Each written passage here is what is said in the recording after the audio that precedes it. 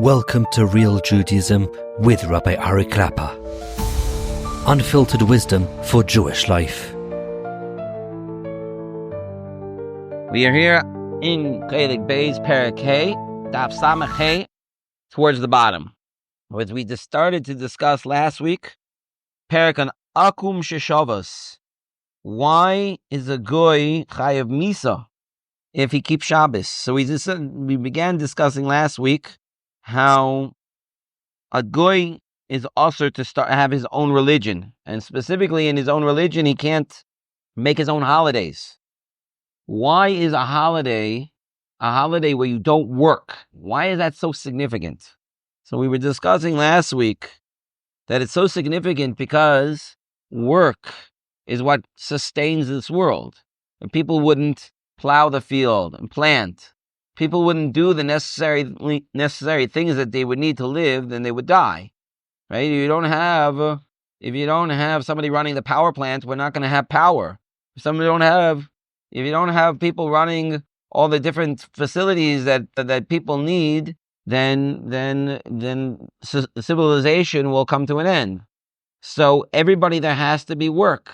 I don't want to get all political now, but there's a whole discussions in this country, Eretz Yisrael, about electricity on Shabbos and Chilul Shabbos that's involved with this. And they say, well, it's necessary for life. If we don't keep the electricity running, so something can happen in hospitals and people could die. So we're not going to get into right now the idea whether this is true or not true, and if there are ways to do it better. Is it better to have a generator or not? I'm not going to go into those things now, but the idea is... Right.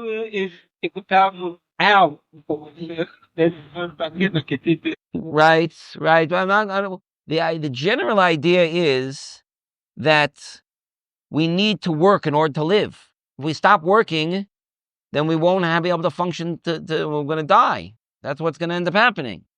So because of that, when a person says, no, I'm not going to work, oh, but you're going to die. No, because I know there's a higher power. I'm giving myself over to a higher power. That is the ultimate way of showing that you have a true belief in this power. Doing mitzvahs, commandments that this higher power gives you, is also obviously a very important thing, but it's not totally being mevatel yourself. Totally being mevatel yourself means I'm willing to give up my life. What do you mean? How am I willing to give up my life? Don't work. That's how. By not working, by not engaging in the actions that are necessary for life to continue, so that I'm basically saying I'm putting my trust in this higher being. So we're here on the bottom of Samach Hey, Daf Samach Hey. V'amnam kasher adam maniach tefillin. If a person puts on tefillin, tishalo umazeh, somebody asks him, why are you putting on tefillin? Yanchel, you'll answer. Zeh lahachdir bekesher shal kayama emunas yoytze ha'olim l'sichli u'libi. He'll answer, what do you mean? I'm tying myself to the Rebbeinu Shalom. That's what tefillin is. I'm tying myself with a kesher shel kayamo, a knot that will hold strong to Hashem. V'chein b'tzitzin tzitzis l'zkor et kisei hakavod. They ask, why are you wearing tzitzis? To remember Hashem, to remember like the pasuk says, right? Leman tizkuru. The whole point of the tzitzis is to remember.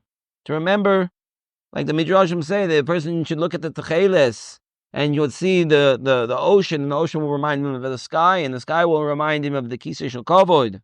V'zeh shleimus gedoyle la'adam sheyodea emes alokis mekayim kol hamitzvos kedei la'asot ritzoin Elokim shabashamayim. For sure, there's a tremendous shleimus that a person does all these mitzvahs in order to serve Hashem. Sheshamayim him oilam malei lo pachad me'oilam sheba'aretz. The Hashefa ba me'ashamayim. The Shamayim is greater even than what's happening over here in the world. And I remember that. I remember the Kisei Shel Kavod. I'm going to be mekayim all the mitzvahs because Hashem wants me to do what He wants me to do. And all the Shefa comes from Shamayim. So that's a tremendous thing. Aval adayin lo hora b'chol zeh al bitul ha'aretz malo. So I might be doing a lot of ruchniistic things, a lot of very spiritual, high spiritual things. But am I being mevatel this world for Hashem? I mean, being mevatel my life for Hashem. When a person rests, doesn't do work, he's saying more than just connecting to Hashem in a ruchniistic way. He's saying, this world is hiding what really the truth is. This world, we live in an oilam hester. We live in a hidden world where you look at the world and very easy, forget Hashem, look at the whole world of people find excuses to not believe in Hashem. The whole world runs, it just happens. We have to be mevatel this world in order to see Hashem, and that's what it means when we're not working. We're being mevatel the world. We're being mevatel ourselves in this world. We're connecting to a higher place, and we're saying the world is not everything. I was in a yeshiva many years ago, and there was a bocher there at the time who was from Switzerland. And he put it so well. He said, in Switzerland, it's very easy not to believe in God. Why? Because the trains run on time. In Switzerland, everything works. Chuck. Yeah? Everything's on time. Everything does exactly the way it's supposed to go. So it's very easy. Yeah, life just goes. Normal. Same thing. Nothing, no surprises. It says to live here in Eretz Yisrael, you can't live here without believing in God. It's just not possible. How could you possibly live here? There's so many crazy things that happen every day. How could you possibly live here? Yeah, nothing goes the way it's supposed to go. It's probably 25% of the budget is based on nisim, right? Certainly 50% of the wars are based on nisim, right? Yeah, or maybe more than 50%. They think everyone except Israeli wars. But 10. Every Israeli war is a nace. Every single one. How could you live here unless you believe in Hashem? But that's what we're doing when we're saying we're not doing the work on Shabbos, because I know there's Hashem. I'm being mevatel the world. It's only Hashem. That means here in this world, I'm not just connecting up to lofty things in Shemayim. I'm saying this world is hiding Hashem. I'm going to be mevatel the world so that we can reveal Hashem. Zu anikus da. That's what's called das, or in English translated as religion. That's what it means. You have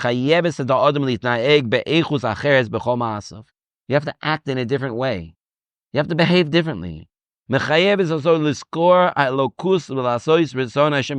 forces you. Why are you not working? Because God told me not to.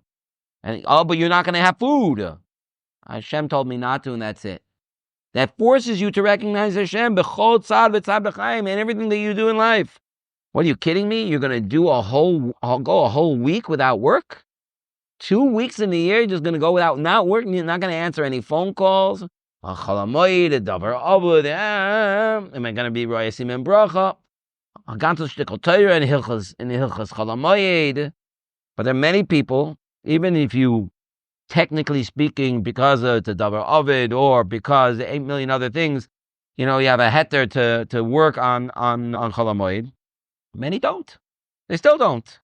Yes, the dinim of Hilchos Malacha are different in Chol HaMoed than they are on Shabbos and Yom Tov. That's for sure. They are different. But still, many people, they don't work. How are you going to go a whole week without looking at your emails or your texts or your WhatsApps or your, how are you going to go a whole week? You know what you're going to miss in a week? Checking your text email, even with the Sluchamoy, people wishing for Yom Tov, they need to be told. Yeah, but I'm not going to do anything with regards to work. How could that be? How could a person live like that? You know what the answer most of the time is? Perfectly well. Perfectly well. You're great. You're great. Although some medical professionals still have to work, but that's for the good of the tzibur. That's for the good of the tzibur, right? They're being moiser nefesh for the tzibur. That's a mamish, another level. So I'm not talking about that. L'maisa, though, when a person says I'm not working, it means that I'm totally giving myself over to Hashem. Everything that I do, because Hashem's here and He's in control and He has everything, and that's just the way it is. So he continues on here on Daf Samach Vav. Kachu b'pshutus ma shekol yom shvita mare al bitol oilam. That shows in its most pashut form every day that you rest, that you don't do work, and you're mevatel the world. Nam b'shvitas yom hashvi Shabbos kodesh. That would be any day that a person doesn't work. Any day, it could be whether it's Yontif or whether it's a Havdil, some other holiday that people decide it's usher to work. You are not allowed to work. Yeah, you know that in this country there are certain days of the year where it's usher to work. You can get a knas if you work, a knas, or they force you to pay your what? It used to be. It used to be like that. Every Sunday. Okay, well here in Israel, I'm not going to go through which days they are. But it's usher to work. It's pashut usher. I know when I was learning in Mea Shearim, on those days, so there were signs on the doors that says, "In protest of the government, we are closing our shop today." Yeah, but it's usher. Are those days usher? Is that what days? Shabbos, Yontiv. It's usher. Usher. Those are the days that it's usher to work. Pashut. It's pashut. Who do we care more about? The creator of the universe, who gives us life every single second, or some random Shabbos in America before the war. What? That's what we serve. That's right. It was a tremendously silent. Well, 60 broccoli, and something was illegal. Right? That's right. It was a tremendous nisayon, and those who were able to overcome it became great people. And even those people that it was extraordinarily difficult and they lost their jobs every week, and they still remained positive. They remained positive and they became great people, and their children became great people. We have to understand that we're doing this. Shabbos we're not difficult to be a Jew. It's a pleasure to be a Jew. It's a zchus to be a Jew. Anyway, coming back to Shabbos, this would be true if there would be any day of the week that a person didn't work. But Shabbos, Shabbos is not just a day that we don't work because I'm showing that I trust in Hashem. That's true too. But it's more than that. It's a remembrance of the day that Hashem rested. Hashem stopped working. Hashem finished the job and didn't do any more work. Therein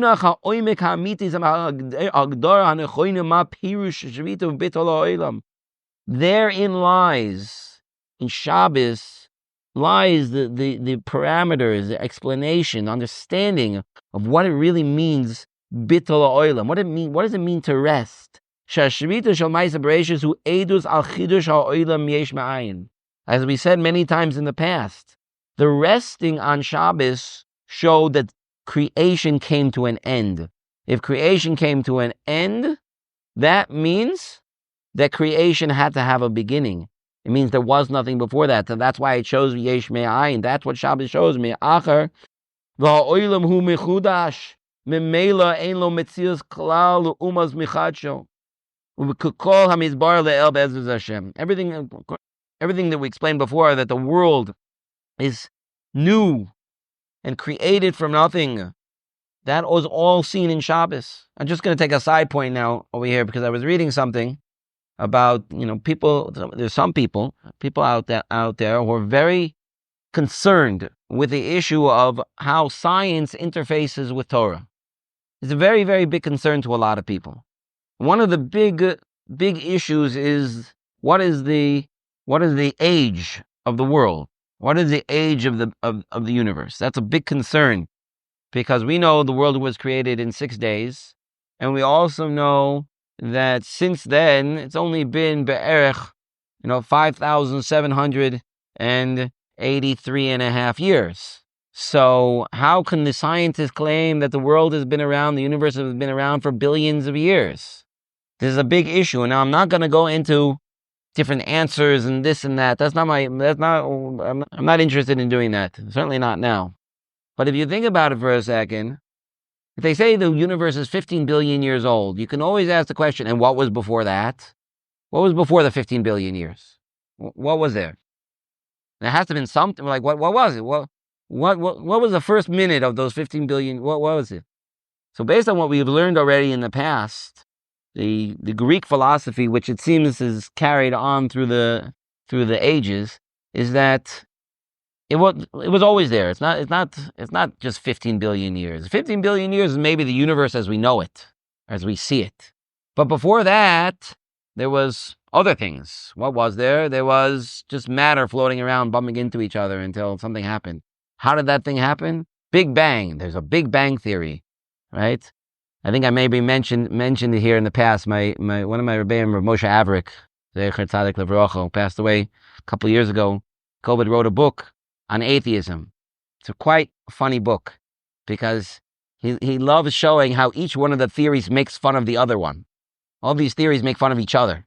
There's one of them he calls the golf ball playing its own game of 18 holes of golf by itself, just a ball, right? Theory. The if pigs could fly theory. And he lists all these different theories, which are all like really wacky about how the world came into being, how life came into being. You still have to answer a very simple question. 15 billion years old?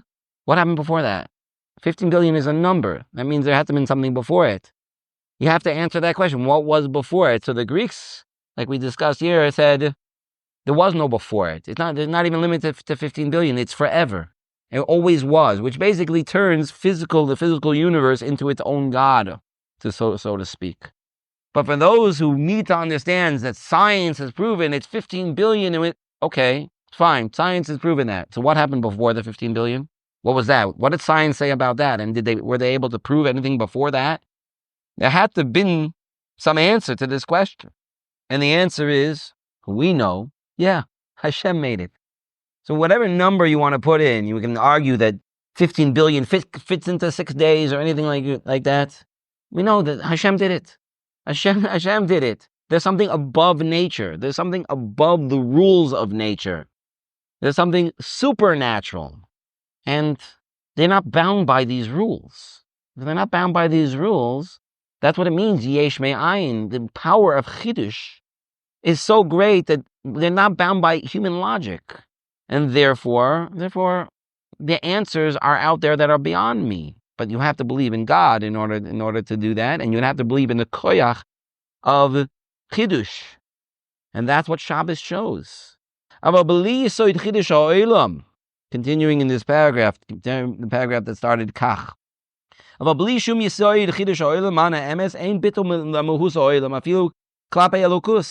If you wouldn't understand this Chiddush, the yesod of Chiddush HaOlam that we discussed in the past number of shurim, if you wouldn't understand that, then even this world would be stronger, so to speak, than God, because like we discussed just now, it would be like two gods. Shema Olam Kadmon, because if the world was first, the world was always Chas v'Shalom Kemo HaYoytze Baruch Hu. Meaning there were two things that were first. There was Hashem, and there was also the world. Nimsa sheyesh lo mitzius nitzchis v'achrechi hu kamo.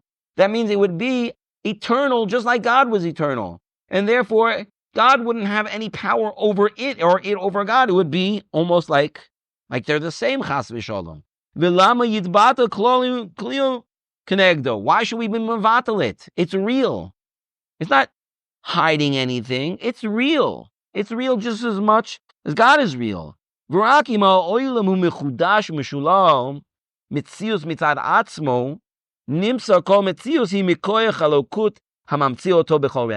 if we say that the world was mechadish through Hashem, then we could say that Hashem has the power over everything in the world, and that means all of nature and all the rules of nature.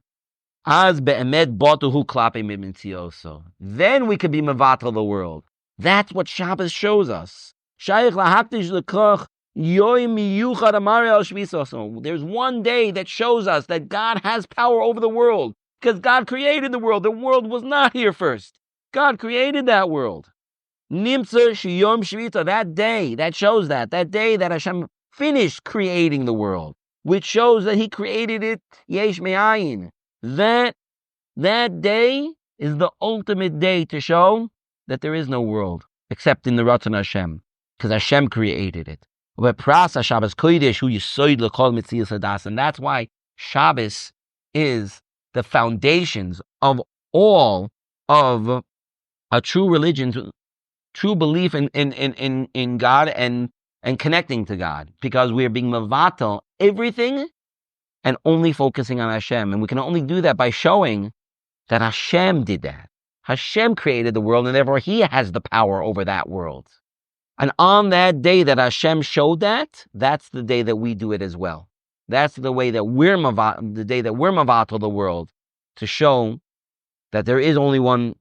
There is only one true being in this world, and has created and has power over everything. If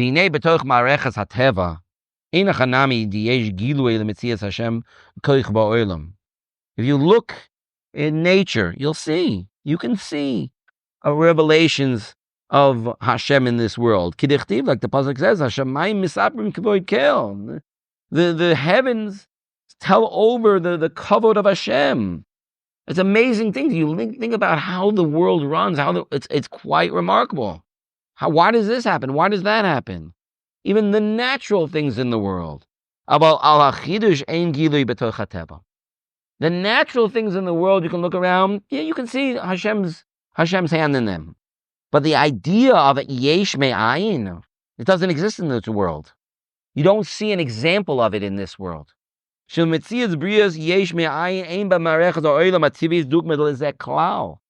no example. In fact, it's the opposite. You can't truly destroy or create anything in this world. See, the concept of Yesh Me'ayin, to have something created of absolutely nothing, doesn't exist in our world. And if you try even to destroy something, all you're doing really is breaking it down into its finer elements. For example, fire. Fire creates a chemical reaction which breaks down molecular bonds between atoms. The fire takes something that has carbon in it, it has oxygen in it, it has hydrogen in it, it has all these different atoms in it that are all put together to make molecules, and those molecules form the substance that we see in front of us. And what does a fire do? The fire creates a chemical reaction where it breaks up the bonds between these atoms, releasing heat, releasing energy, and releasing each of the bonds from each other. That's what it does. So now you see smoke. That smoke are the different molecules, the different atoms that turn into a gas. And what's left? You're left with carbon. You have wood. You're left with charcoal. You're left with even less than charcoal. What is that? That's carbon. It's base carbon, a very basic atom. And that's what it is. You didn't really destroy. It wasn't destroyed to nothing. It was just broken down into its finer parts. That's all it was. And the same thing the opposite way. When you create something, you're just putting different atoms or molecules together in a different way. Nothing is really created from nothing, and nothing is destroyed, which is why in this world we can't really understand what this means. We don't have any dogma at all to look at and say Yesh Me'ayin. That a human mind can't understand. What does it mean, Yesh Me'ayin? All of a sudden this is here. Where did it come from? It came from the air, the molecules in the air. Where did it come from? Rambam also writes this in his Sefer Moreh Nevuchim. In the natural world, it's impossible to see Chiddush HaOlam. Because of Aristo, he writes that Aristotle, the great Greek philosopher, he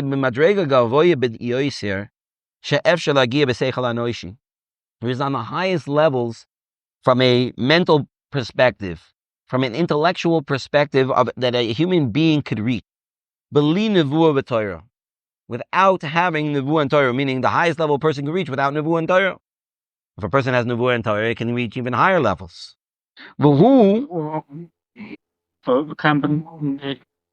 Meaning you're saying, or it could be something spiritual that he goes higher, right?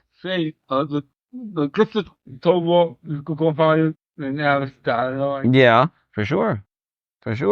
Because without Torah, you really don't know everything that there is in the world. HaKadosh Baruch Hu looked into the Torah and built the world.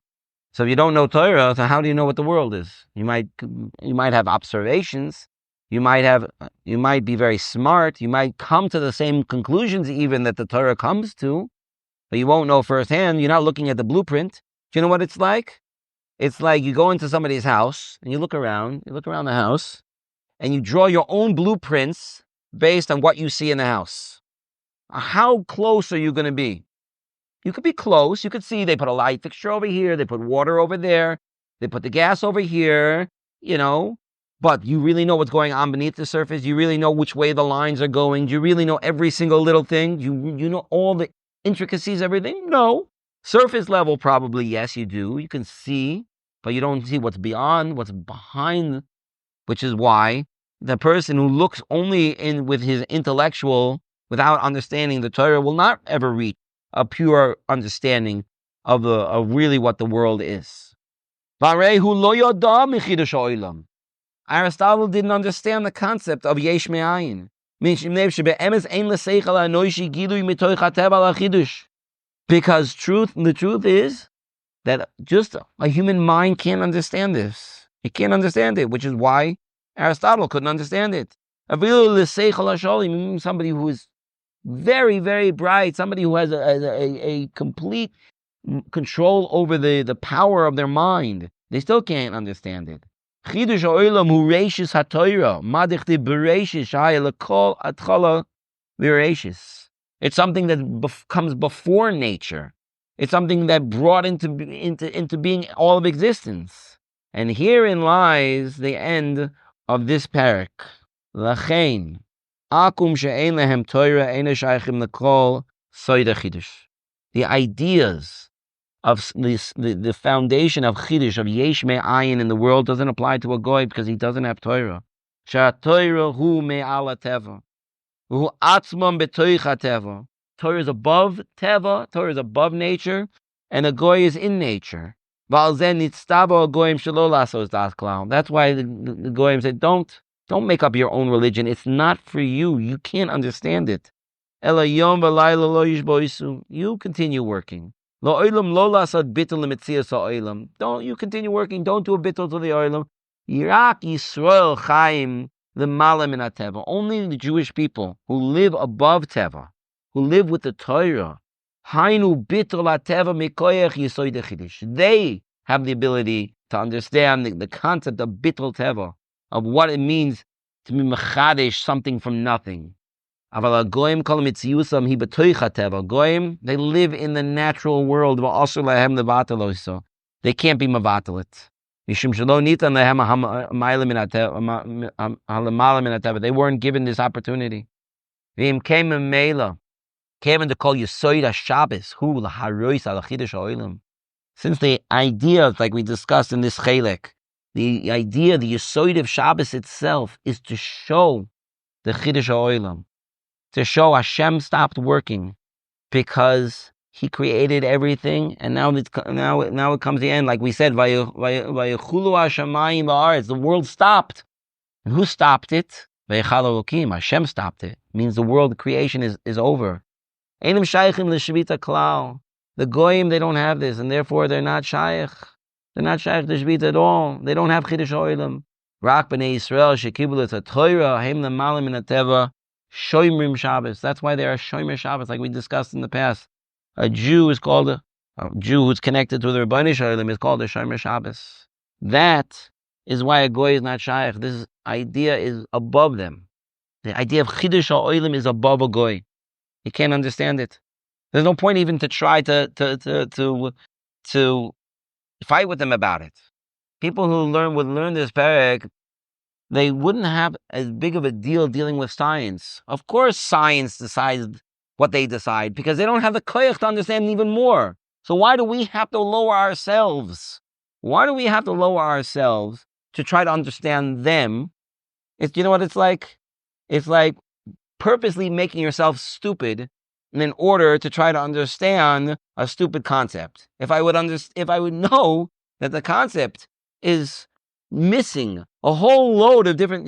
You have a question. Somebody asked me a question, but I see from the question that they're missing like a lot of information. You're asking me a question. It shows you don't know anything.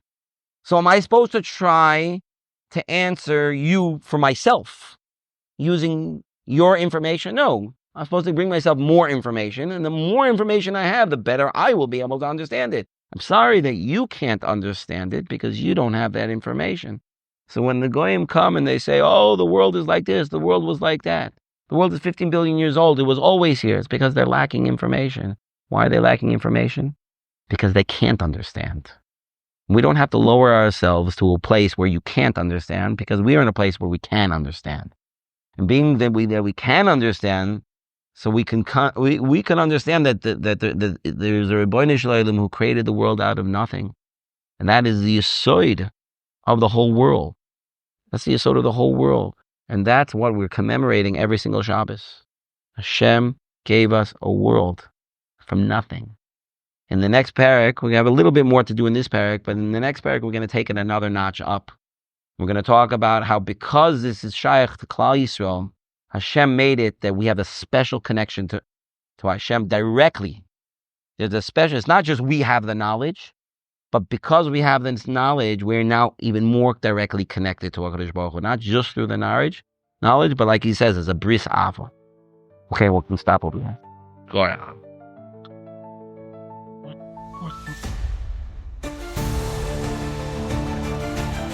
Thank you for joining Real Judaism, where we explore Torah's wisdom for real life. Created by J Foundations and produced by Eli Podcast Productions. Find more episodes at realjudaism.org and subscribe wherever you listen to podcasts.